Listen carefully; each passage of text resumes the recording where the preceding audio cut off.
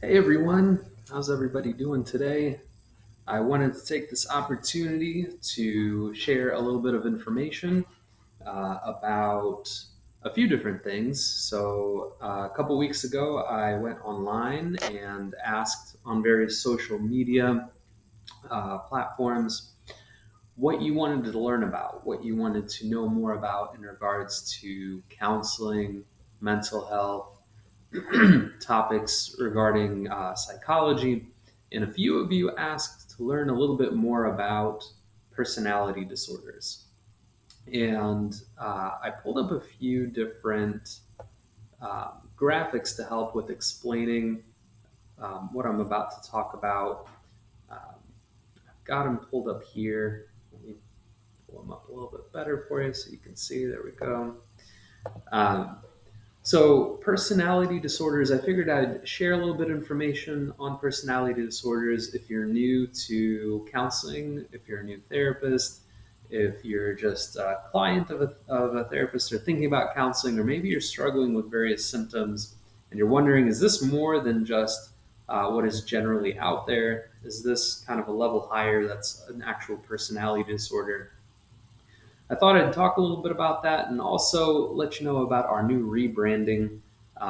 We were identified as My Counseling Session. Now we are actually Pioneer Counseling. So we changed names. We're a new entity. You can find us on Facebook, online, pioneer-counseling.com. Back to what we were talking about with personality disorders. Um, in the mental health world, we use the DSM. There's a fifth version of it, so we're in the fifth iteration of the DSM. It's a diagnostic manual to help us speak the same language and understand what people might be going through. So, with personality disorders, they're split up into three main categories or three main clusters, is what we call it in our industry. So, you have cluster A, cluster B, and cluster C. So the categories are split up between odd, eccentric behaviors, dramatic or unpredictable behaviors, or anxious and fearful behaviors. And the thing to think about or to keep in mind when you're going through these categories is to identify a threshold. So perhaps a person is experiencing these symptoms, but the threshold is that this is impacting their daily life and causing constant dysfunction.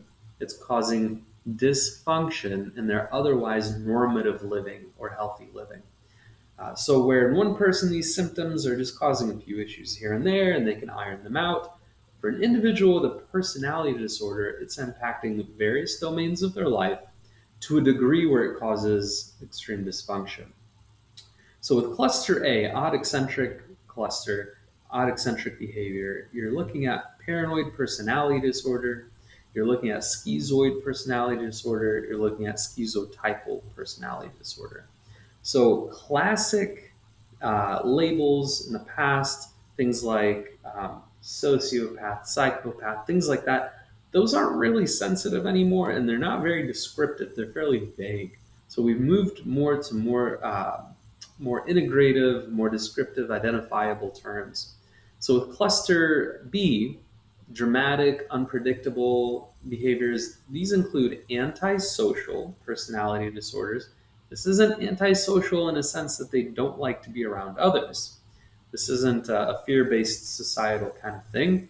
It's antisocial in regards to not wanting to be part of societal laws, rules, parameters, social contract, things like that. They are actively resistant to those. Borderline personality disorder, histrionic personality disorder, narcissistic personality disorder, those all fall under cluster B. Cluster B, you have anxious, fearful, so that includes avoidant personality disorder, dependent personality disorder, and obsessive compulsive personality disorder. So that's what I'm going to go over. I'm going to go over them more in depth, but I will do that in another video.